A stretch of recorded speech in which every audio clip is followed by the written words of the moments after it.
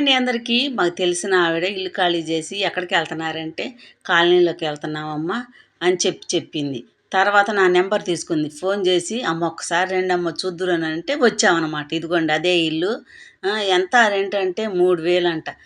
చక్కగా మాకు ఇంతకంటే తక్కువలో లేదమ్మా ఎక్కడ. అందుకని మేము ఇలాగా తీసుకొని ఉంటున్నాము అని చెప్పాను. చూసారా కాలనీ? అక్కడొకళ్ళు ఉన్నారు. అందరు గనక ఉంటే భలే ఉంటది. ఇల్లులు మాత్రం నీట్‌గా కట్టించుకున్నారు.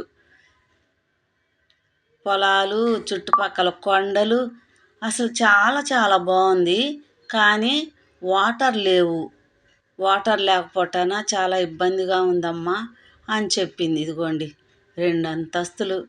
ఒక్క సెంట్‌లోనే చూడండి చక్కగా కట్టుకున్నారో.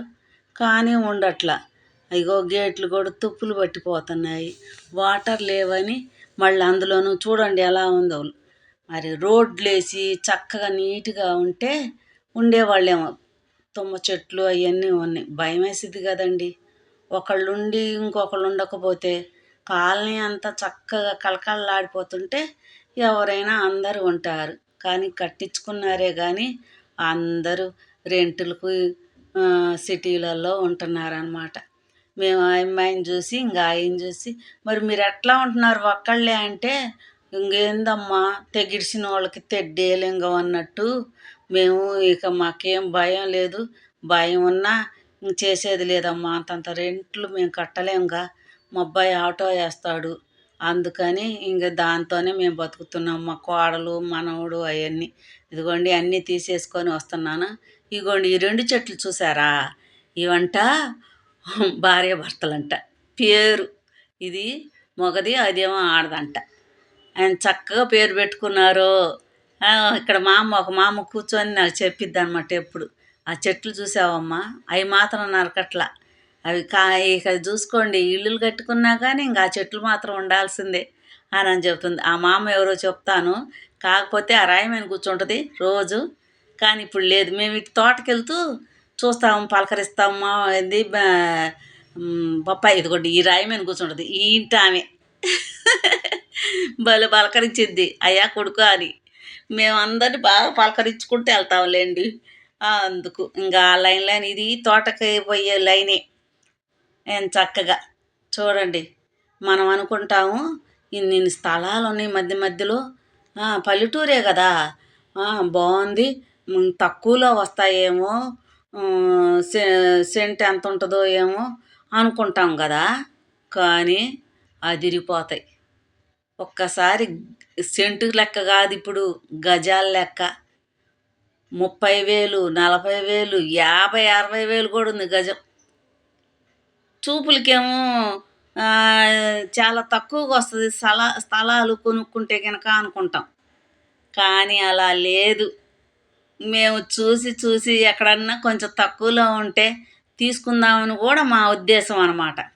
అయితే కొనుక్కొని ఉంచుకుంటే అయ్యే ఉంటాయిగా మనవాళ్ళకి మనవరాళ్ళకి అన్నట్టుగా మేము అనుకుంటే అసలు లేవు. అంతంత రేట్లు ఉన్నాయో చెప్పలేం. చూడండి ఎంత స్థలాలు ఖాళీగా ఉన్నాయి కదా. ఎంత రేట్లో ఇవన్నీ మనం కొనలేము. సరదాగా తిరిగి రావటం తప్పితే. చూశారుగా పక్కా పల్లెటూరు. మరి ఏంది అక్కడొకిల్లు అక్కడొకిల్లు ఎవరు కొనుక్కోలేదట్టుంది. నేనైతే అంతే అనుకున్నా. బాగా తక్కువలో వస్తుందేమో 2, 3 సెంట్లు కొనుక్కుందాం అనుకున్నాం. దేవుడా అసలు కొనలేం. బాగుంది కదా ఊరు.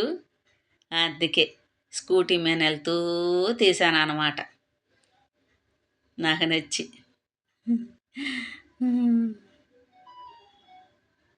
స్కూటీ కింద దింపాను అందుకని అలా వచ్చేసింది. తర్వాత ఇదిగోండి మందిరానికి వచ్చాము. మేము అటు వెళ్ళినా ఇటు వెళ్ళినా మందిరం మధ్యలో ఉంటుంది అన్నమాట. దాటి మాత్రం వెళ్ళాం.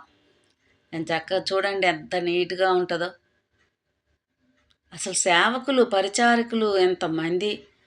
మీకు నెలకి ఏమన్నా డబ్బులు ఇస్తారా అని తెలియక అడిగా. అట్ట అడగబాకమ్మా. దేవుని సేవ చేసుకుంటే ఎంత పుణ్యం అనుకున్నారు. అందుకని మేము ఎప్పుడు అన్నీ శుభ్రం చేసేస్తాం, ఊడుస్తాం, తుడుస్తాం, ఇవన్నీ చేస్తాం అని చెప్పి అంటున్నారు.